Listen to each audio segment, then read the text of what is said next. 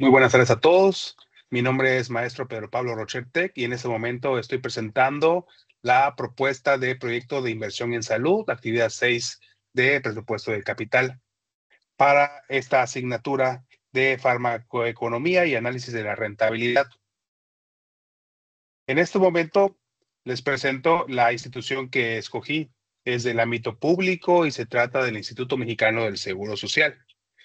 Para todos es de su conocimiento que existen mayores menesteres, pero entre los más relevantes, el desabasto, directivos no capacitados y cuestiones de cobro, de cuantificación del gasto y de costos de operación. Principalmente son los tres que escojo para desarrollar la actividad. Como les comentaba, desabasto de medicamentos, nombramiento de médicos o directivos sin formación gerencial y la deficiencia en el llenado de hojas de egreso hospitalario. El proyecto 1 lo llamo subrogación de medicamentos, pero pues empiezo con la problemática. La problemática principal es el robusto sistema de adquisición de medicamentos del Instituto Mexicano del Seguro Social. Tiene muchas áreas de oportunidad y pueden ser abordadas de diferentes ámbitos, de diferentes áreas, de diferentes áreas de oportunidad pueden existir. Estas problemáticas pueden existir desde el médico operativo que traslada sus inquietudes a los médicos directivos y generan un requerimiento. Estos, a su vez, por no tener la capacidad correcta, muchas veces no consideran las cuantificaciones correctas, las proyecciones correctas, los aspectos epidemiológicos correctos y de proyecciones a futuro, los indicadores de crecimiento poblacional, entre otros detalles. Se considera también aquellos que están sumamente directamente proporcional con el arribo de estos requerimientos. El área de la coordinación de abastecimiento y equipamiento del Instituto Mexicano del Seguro Social obtiene de estas instancias y concentra los requerimientos. Esos requerimientos se mandan a nivel normativo y ahí tenemos la segunda y la tercera cuestión que nos genera áreas de oportunidad, que generan una discrepancia de lo que requerimos e incrementa sus costos.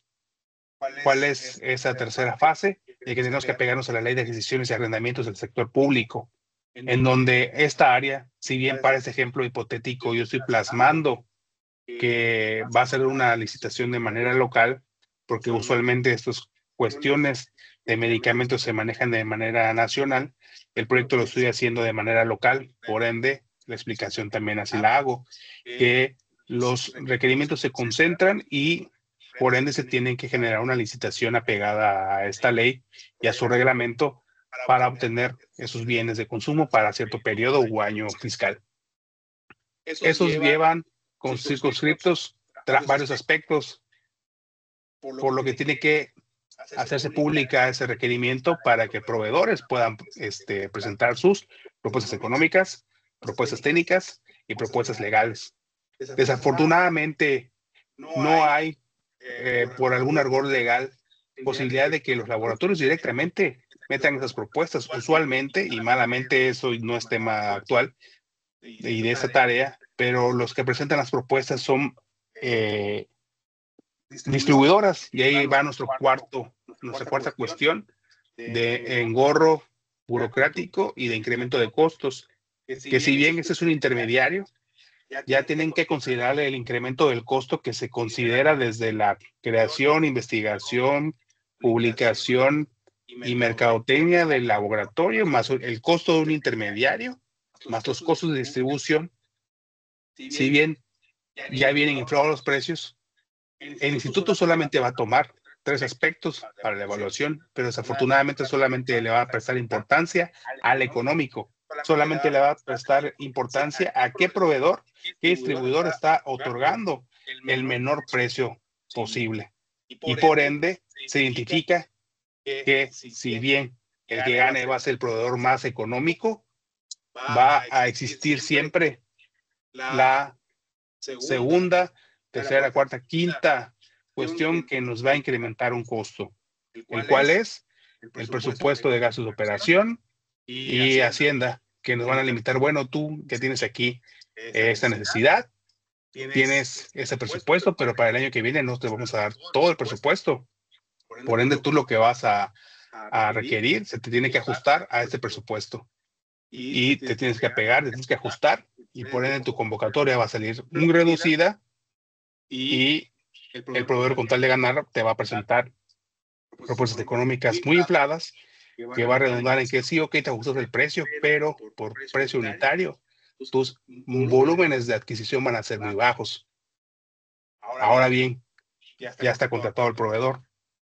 El proveedor tiene que cumplir un mundo y un sinfín de normas para con el Instituto Mexicano del Seguro Social. Pero vámonos a lo más práctico. El proveedor ya está contratado y tiene que proveer, vamos a decir, la metformina con cierta periodicidad al almacén delegacional. El almacén delegacional va a concentrar esa recepción y va a distribuir conforme a sus cuadros de distribución de manera local. Si bien les va, el proveedor entrega a tiempo, se hace de esa manera, pero usualmente el proveedor nunca entrega a tiempo porque son distribuidores, no son productores. Por ende, ellos van a fallar. Y ahí tenemos una cuestión más que va a interrumpir y va a generar esa problemática. Si bien se les genera un monto con base al reglamento de la ley de adquisiciones y de arrendamientos del sector público por cada contratación y está inmerso en la contratación, perdón, les considera un importe del 1% de sanción por incumplimiento de entrega o retraso. Si se generan retrasos, 1% sobre el costo de la factura por día, con un máximo, dependiendo del contrato, del 10% de la contratación, equivalente a la fianza, que es el del 10%. Entonces, yo puedo sancionar al 1%, como máximo al 10% del contrato nacional y del contrato anual. Sin embargo, estos contratos son de miles de millones de pesos, por lo que esa circunstancia al proveedor no le afecta. Prefiere él incumplir, entregar a sus tiempos, a correr con el gasto de apresurarse en obtener medicamento, pagar fletes y entregar, ya que el costo que le generaría no sería para nada oneroso porque es un porcentaje, es una mínima. Entonces vamos allá en el supuesto de que entregó el proveedor. El almacén delegacional obtiene sus medicamentos, concentra, tiene que pagar cargadores, almacenistas, cargadores para descargar en el tráiler, almacenistas para organizar y dar de alta en los sistemas de base institucional. Una vez que se tiene lista la lista de distribución, se distribuye al interior del estado. Hay que pagar nuevamente cargador, almacenista y ahora chofer, vehículo, mantenimiento, combustible, viajes, viáticos, alimentación y hospedaje, ya que es personal sindicalizado. Esto incrementa el costo de la distribución de ese medicamento, que si bien lo tomamos de una licitación en el salió más económico, solamente con el hecho de la distribución, y al no existir una entrega de última milla por parte del proveedor, este ahorro circunstancial ha quedado anulado por completo. Entonces, la propuesta es la subrogación de esta entrega de medicamentos, que pues, el objetivo primordial sería eliminar los intermediarios en la cadena de suministro y firmar convenios directos con los laboratorios productores, de tal forma que el paciente recoja el medicamento directamente en farmacias aliadas. El instituto mantendría únicamente la trazabilidad y el control digital, pero sin asumir los costos logísticos. El monto de la inversión hipotética sería de 380 millones de pesos porque están destinados únicamente de manera local. La infraestructura digital se le proveería al proveedor, o en su defecto ellos nos propondrían cuál es la que utilizarían, pero nosotros tendríamos una plataforma de seguimiento y verificación, contratación de personal operativo para esos convenios, que sería mínimo porque solamente de seguimiento, capacitación en normativa y procesos de subrogación a ambas partes, porque todo eso es trazable, todo eso es auditable por parte de la Auditoría Superior de la Federación y de Hacienda, y así para gastos en campañas de información al paciente. Cabe mencionar que si nosotros comparamos lo que estoy proponiendo con lo que existe actualmente y las propuestas de gobiernos pasados, no tienen absolutamente nada que ver, porque aquí estamos dándole el peso completo a la iniciativa privada. Ellos lo van a otorgar, ellos van a seguir sus mismos mecanismos que ya tienen establecidos. Únicamente que nosotros vamos a hacer es derivar a el paciente, a que sea persona, a Farmacia Guadalajara, ahí obtenga su medicamento con base a su receta y todo es, hasta ahí acaba. El costo de la inversión manejando lo de manera hipotética sería de costos anuales recurrentes estimados en 90 millones de pesos con una supervisión operativa, control de calidad y renovación de convenios. El periodo del proyecto sería para 7 años, con un escalamiento nacional posterior de los 5 años de manera local. Los flujos de efectivo y de costo de capital, con flujos netos esperados son de 125 millones por año, derivados de la reducción de gastos logísticos y mejor uso de medicamentos. Y el costo de capital propio, calculado según el modelo de rendimiento esperado. En el documento que le presento en el Word, ya le desgloso la fórmula, donde considerando una tasa libre de riesgo del 8.31% de CETES a 364 días, una inflación interanual del 4.42% y rendimiento esperado real del 3.89%, obtenemos una tasa de descuento real del 12.2% ajustada por riesgo operativo, con un resultado financiero de un valor actual neto negativo por el alto monto inicial, pero con un valor futuro positivo alto, con una tasa interna de retorno atractiva si se ve a la escala planteada de 5 años de manera local a 7 de manera nacional. Muy bien, rápidamente me paso a la siguiente problemática. La profesionalización directiva. ¿Qué tan costoso puede ser para el instituto una toma de decisiones no informada ni basada en evidencia? Eso se trata de médicos, personal directivo, clínico, 70% del cuerpo de gobierno institucional. 30% restante son administrativos con formación. Sin embargo, la mayoría de las personas que llegan a sus puestos son aquellos que únicamente los han logrado por buen desempeño, con conocimientos empíricos basados únicamente en experiencia, pero que realmente, si lo comparamos con un desempeño esperado, para con una persona que tuviese la formación concreta, tanto médico como administrativo, gerencial y manejo de instituciones de atención médica, pues puede optimizarse aún más. Entonces, considerando esas cuestiones en la que los cuadros de reemplazo tenemos que prepararlos para que cuenten ya con los conocimientos para cuando esas personas que ya tienen sus años en esos puestos directivos salgan, tomen el control de una manera con un gasto intelectual adecuado y preparado. ¿Qué presento? ¿Qué propongo?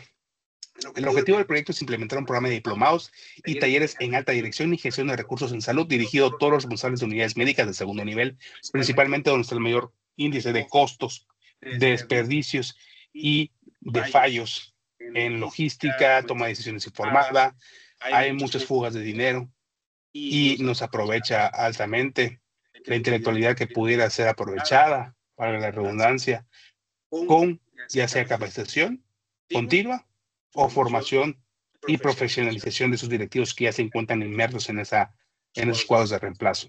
Si nosotros nos enfocamos a darles esas herramientas a sus directivos y los que están en funciones y los que vienen detrás, que son prospectos para ocupar esos puestos de manera futura, van a redundar.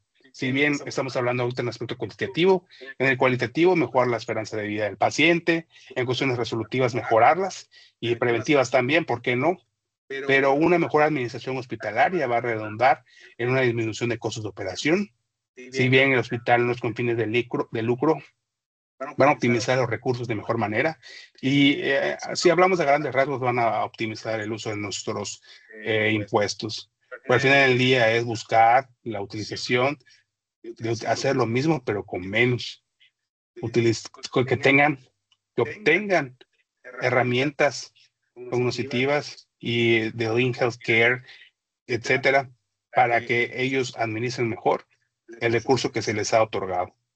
Entonces, el monto de la inversión hipotética sería de 327 millones de pesos de manera local, destinados a convenios con universidades e institutos, plataforma de evaluación continua, sistemas de indicadores de gestión y beca institucional y viáticos. ¿Por qué? Porque como estamos hablando de personal que ya está contratado, que ya está en funciones, no lo podemos separar al 100% de sus sus tareas, los que están en funciones. Aquellos que están en cuadros de reemplazo se les puede becar.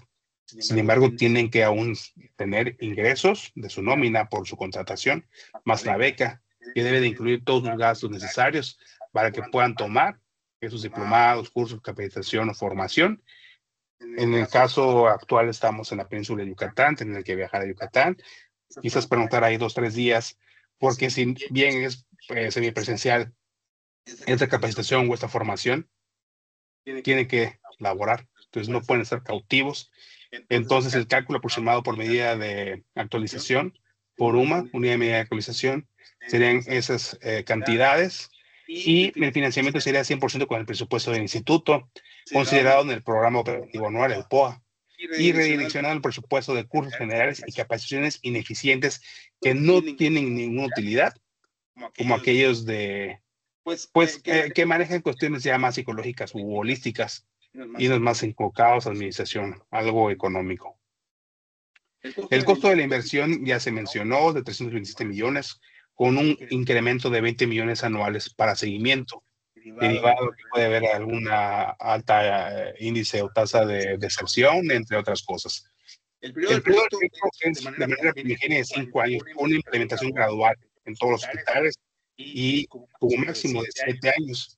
¿Por qué? Porque siempre tenemos la cuestión de que al momento de que entren en funciones, pueden dimitir, pueden renunciar, y el costo de generar una nueva contratación es completamente alto.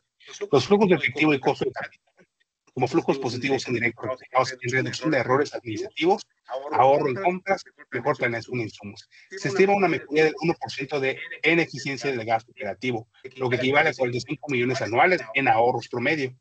El costo de capital es únicamente de los 11.8%, ajustado por riesgo de intangibilidad de retorno, porque inmediatamente esto no se va a denotar.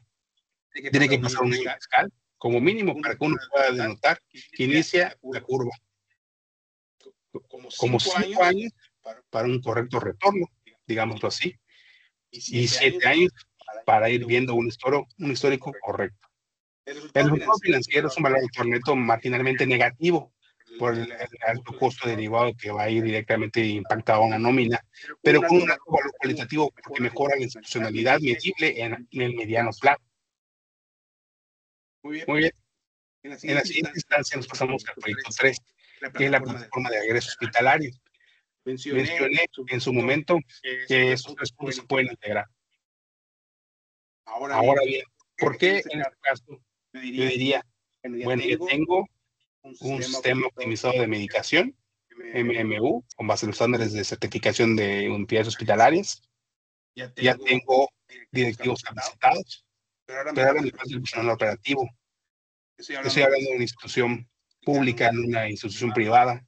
Por ende, yo tengo que considerar que es una institución sin fines de lucro en lo asistencial clínico. Sabemos que el Instituto Mexicano del Seguro Social tiene diversas aristas, como es la de prestaciones económicas, para aquello de las incapacidades, pensiones, etcétera, prestaciones sociales, que son cuestiones ya más deportivas, y la asistencial, en la cual es relativo el cobro, pero no es con un fin de lucro.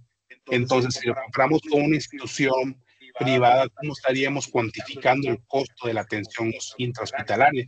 Yo me voy a enfocar únicamente a costos asistenciales dentro de hospitalización. Voy a hacer un lado otros aspectos que se pueden manejar en la consulta externa, transitorios, traslados, etcétera. Voy a enfocar únicamente a la atención hospitalaria. ¿Qué mecanismo tiene el instituto? Han homogenizado y han establecido con base a diversas normas, pero implementadas por el sistema de salud mexicano, que son los GR2, grupos relacionados con el diagnóstico. Esos grupos relacionados con el diagnóstico tienen estandarizados niveles de atención por tipo de padecimiento con base al CIE-10 y al CIEO, que son los mecanismos que tiene la OMS, donde tiene clasificado todas las enfermedades existentes con un código. Que hace el instituto lo asocia a un costo. ¿Cuánto me cuesta atender ese padecimiento ya codificado con un estándar económico? ¿Cómo nosotros trasladamos y mezclamos esa cuantificación de manera operativa? Si bien en el instituto esto en un futuro cercano ya se podría hacer de manera automatizada, de manera primigenia, de manera manual, arrastrando el lápiz, y se llama o denomina hoja de egreso o hoja de alta 197. Esta hoja de alta, no voy a entrar en detalles, pero es una hoja que al momento del ingreso del paciente se le pone el diagnóstico de ingreso. Vamos a hacer de cuenta que viene por una fractura de brazo, se le opera, tiene 2 días de estancia hospitalaria programada para que se recupere. Sin embargo, dentro de esos 2 días se complica el paciente y se tiene que derivar de cirugía de medicina interna para tratar su diabetes. Entonces, ya no solamente tiene un diagnóstico de ingreso, sino tiene diagnósticos complementarios y eventualmente un diagnóstico de egreso. Esos diferentes códigos por el que se va a clasificar y o codificar, valga la redundancia, que tienen que asociar a sus costos. Si el operativo no captura bien, porque el médico dice: "Yo no estoy contagiado, yo no voy a estar metiendo aquí nada". Existe personal que colabora en esas cuestiones, ¿no? El residente pone sus datos en la hoja o lo captura y en automático se hace ese costeo por parte del área de estadística hospitalaria, la coordinación de análisis estadístico. Es la coordinación de información y análisis estratégico. Entonces, si ese llenado de trabajo o esa plataforma no se hace de manera óptima, nos estaríamos quedando con egresos de mínima complejidad, porque estarían repitiendo el diagnóstico de ingreso con el diagnóstico de egreso. Entró por una rescisión de fractura de brazo, egreso por rescisión de fractura de brazo, pero todo estuvo inmerso durante su atención, que fue descontrol, cambio de servicio, descontrol de diabetes, aplicación de sondas, intubación quizás, diálisis, medicamentos, torundas, alcohol, medicamentos antibióticos.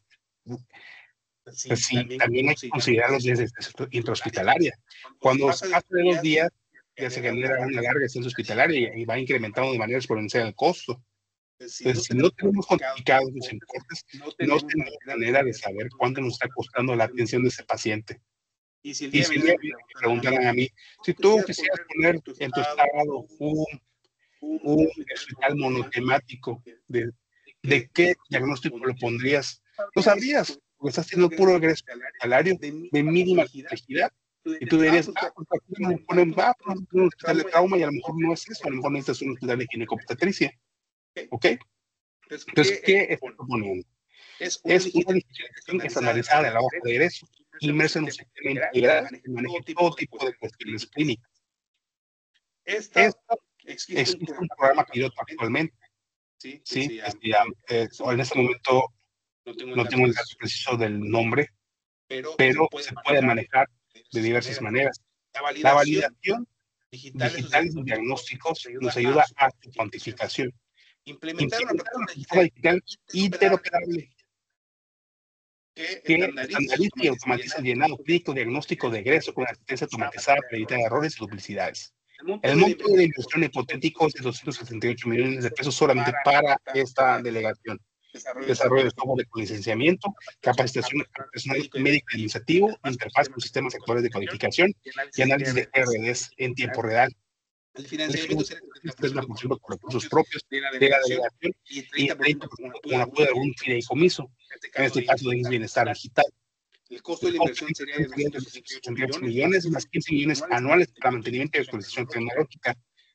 El periodo del proyecto sería de 6 a 8 años, con una prueba piloto en 10 hospitales de selección nacional para el siguiente año. Por lo que se espera una inversión mencionada de manera total que iría o incrementaría los miles de millones para su exponencia a nacional. Los efectivo y costo de capital se protegen en ahorros de 40 millones anuales debido a la reducción de subregistros y mejor asignación de recursos y planeación basada en datos.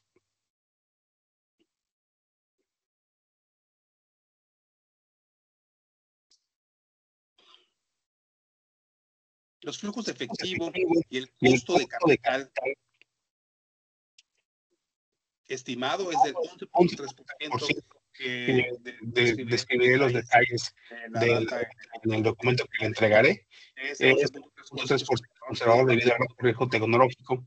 El resultado financiero es un valor actual neto negativo moderado, pero con fuerte impacto en trazabilidad, derivado que la planificación presupuestal permitirá que eso se optimice y exista un retorno, entre comillas, bajo al corto plazo mencionado. Ahora Ahora bien, decidí tomar de los criterios de selección de los 5 criterios, 2 cualitativos y 3 cuantitativos. Para determinar qué proyecto es más viable, en primer lugar, el valor por neto, que nos ayuda a medir el valor generado descontando los flujos al valor presente, aunque los tres proyectos tienen un neto negativo. Eso explica tu costo inicial. En este caso, la capacidad de escalar y recuperar beneficios a largo plazo. Esa es la justificación para decir, bueno, ahorita voy a estar en negativo, pero a largo plazo viene el beneficio. El flujo neto actual, el flujo neto anual promedio, que también es cuantitativo, el que me va a permitir medir el beneficio sostenido año con año. Para el proyecto 1, que es el que presenta el flujo neto anual promedio más elevado, me otorgaría rentabilidad operativa continua, que aquí, sin spoiler, esa es la que decidí, el proyecto 1. El tercer aspecto es la recuperación de resultado cuantitativo, el tiempo que se toma la inversión considerando el valor del dinero en un tiempo. El proyecto 1 logra la recuperación estimada en 3.5 años frente a los millones planteados que se está proyectando de 2 y más de 6 años para el proyecto 6. Cuarto criterio, impacto estructural en el liquidez cualitativo. A ello, pues, de manera valoro el potencial transformador del proyecto en toda institución, la subrogación de medicamentos, se cambia de fondo la forma en que se gestiona la fármacos, etc. Y la viabilidad operativa y política, que también es cualitativo, ya que un proyecto debe ser flexible de implementar dentro de la normatividad y la política institucional. El proyecto 1 con procedimientos legales para la subrogación y disposición en el entorno actual. Entonces, realizo un comparativo entre proyectos y observo que el primero, ya es en el documento que voy a presentar, tiene un alto impacto, pero es algo riesgoso. ¿Por qué? Porque hay muchas aristas que abordar, cuestiones políticas, cuestiones culturales, cuestiones de mercado, qué proveedores se aventarían el paquete de realizar esa distribución mayúscula para el mayor grueso de la población del país. Y obviamente sabemos que está inmerso en el instituto y ahora ahí sin estar. Y saber que los tiempos de pago no son los óptimos. Proyecto 2 destaca menor riesgo, estabilidad y mayor valor institucional. Sin embargo, estamos aquí ya un poquito más inmersos en el ámbito ya más académico, de formación, y que sí, un buen directivo bien informado nos puede repercutir en alto impacto en retribuir ingresos. No lo considero óptimo porque no va a depender de una cuestión técnica el que se logre, porque va a ser una cuestión actitudinal de la que no depende completamente de un control interno o una supervisión guiada. Y el tercero es útil para planeación, pero requiere soporte tecnológico constante. Que si bien el instituto tiene un área que pueda dar soporte a ello, para lo ver que estamos en esa cuestión de estadística y cuantificación, como no es nuestro dinero, no nos cuesta, no lo sabemos cuidar. Entonces, a mi consideración, según los cálculos que realicé, el primer proyecto tiene el mayor impacto y mayor retorno, porque se cuantificaría en miles de millones de pesos el ahorro y el retorno que tendríamos optimizando esos recursos, subrogando la dotación de medicamentos a la iniciativa privada, completamente subrogado. Yo salgo de la consulta con mi receta, voy a farmacia Guadalajara, y me entregan el medicamento, se acabó.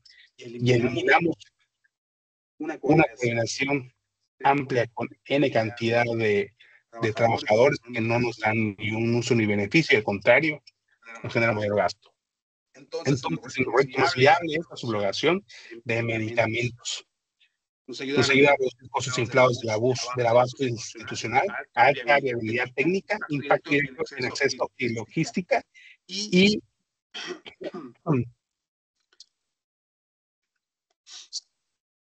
mayor flujo total promedio. Entonces, la conclusión es, esos criterios que utilicé me permitieron priorizar el valor estratégico no solo por la rentabilidad, utilizando funciones cualitativas, Y evaluar los proyectos no solo por el valor académico, sino también por valor institucional, me ayudan a tener el balanza, que es lo más conveniente. Los tres proyectos son complementarios, definitivamente. El proyecto debe implementarse como medidas estructurales. Es un cambio de fondo que necesita el instituto, que a lo largo del tiempo va a redundar en una mejora sustancial. Sin embargo, no es perfecto para la clase, para cuestiones económicas. Y la evaluación multicriterio debe ser práctica común en decisiones públicas, que usualmente sabemos que solamente en las altas esferas se ocupa, pero si lo aterrizamos a las áreas operativas nos falta bastante para que nosotros tengamos ese alto nivel de gestión y de gasto intelectual que nos ayude a lograr esos objetivos. Por ende, mi decisión es que el proyecto 1 genere el mayor impacto operativo inmediato, porque mata tres pájaros de un tiro. Cuestiones, calma la cuestión social, la cuestión de salud, y nos ayuda a evitar un daño patrimonial, porque ante cualquier auditoría podríamos demostrar que se está optimizando el recurso de una manera óptima. Nos hacemos a un lado aquellas cuestiones que no son actuales, que no nos dan ningún uso ni beneficio, y ya están obsoletas los mecanismos, y nos vamos por lo más óptimo. Eso sería todo. Agradezco completamente la disposición para ver mi video. Sé que a lo mejor me extendí más de lo necesario, pero la intención es que usted observe que quedó claro en la clase y que tenemos maneras de medir, implementar lo aprendido en el módulo. Muchísimas gracias.